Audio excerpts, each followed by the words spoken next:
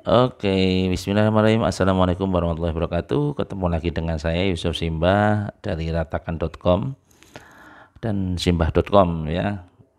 Oke, di video kali ini saya mau sharing tentang beberapa kategori traffic source atau sumber traffic yang bisa kita kita manfaatkan atau kita optimalkan itu untuk mendatangkan traffic ke usaha kita.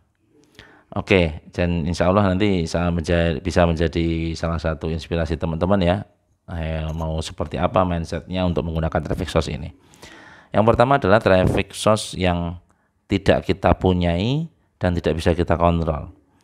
Contohnya adalah dari traffic organik, misalkan ya dengan SEO, kita nulis artikel di sebuah website. Kemudian sosial media juga bisa ya menjadi sarana yang kita numpang dan kita tinggal posting-posting aja di situ gitu. Tapi secara organik ya kita tinggal posting dan sebagainya. Nah, itu kita numpang ya karena tidak memiliki platformnya dan kita tidak bisa mengontrol sepenuhnya juga.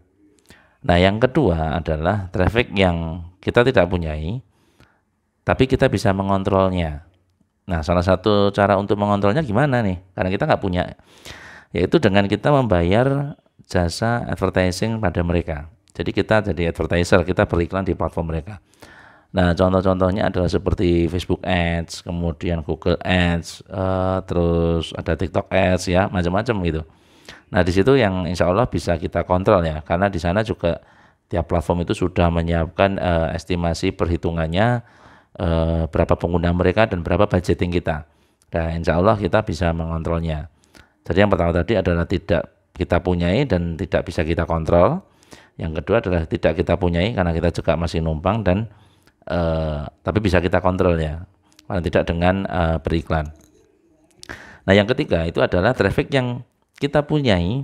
Wah, enak kan? Kita punyai dan bisa kita kontrol. Yaitu apa?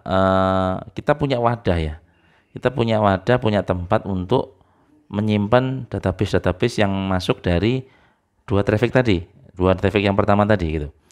Nah, makanya kita perlu sebuah wadah, itu bentuknya bisa email ya, bisa grup WA, bisa grup Telegram atau channel ya.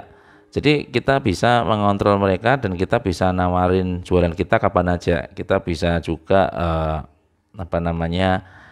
lebih berinteraksi ya, lebih bagus, intens dengan data-database kita gitu atau follower kita. Karena memang jumlah followers ini memang tidak selalu berbanding lurus dengan jumlah konsumen, tapi adalah itu salah satu indikator bahwa kita ini adalah penggemarnya, ada juga orang yang suka dengan kita. Tapi bagaimana kita memanfaatkan follower kita ini, mengoptimalisasi supaya lebih dekat dengan kita, yaitu dengan kita meminta data-data dari mereka kita. Nah, nanti ada di video lain yang insya Allah saya akan bahas mengenai list building ya, itu. Nah, jadi yang ketiga ini adalah traffic yang kita punya sendiri dan kita bisa ngeblas kapan aja pengumumannya, informasinya, program-programnya gitu. Dan bisa kita kontrol gitu ya.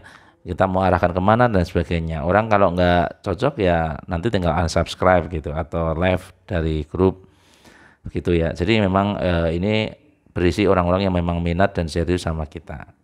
Nah, itu tadi ya, dari yang ada tiga. Yang pertama adalah tidak kita punyai dan tidak bisa kita kontrol. Yang kedua itu tidak kita punyai tapi bisa kita kontrol. Yang ketiga adalah kita punyai dan bisa kita kontrol. Nah, silahkan nanti teman-teman mau pilih yang mana. Apakah Anda masih tetap dengan promo hard selling seperti itu, ataukah Anda mindsetnya di membangun database? Nah, nanti silahkan teman-teman pilih sendiri ya. Ada di video saya lainnya untuk yang membahas mengenai kenapa iklan kita ini boncos dan ada tips supaya iklan kita ini tidak akan pernah boncos. Oke, mungkin itu aja. Jika ada komentar, caci maki dan sebagainya, silahkan komen di bawah. Semoga bisa menginspirasi dan saya akan memberikan link diratakan, Anda akan mendapatkan panduan gratis ya, jumlahnya ratusan loh ya. Silahkan diklik di deskripsi. Oke, terima kasih. Wassalamualaikum warahmatullahi wabarakatuh.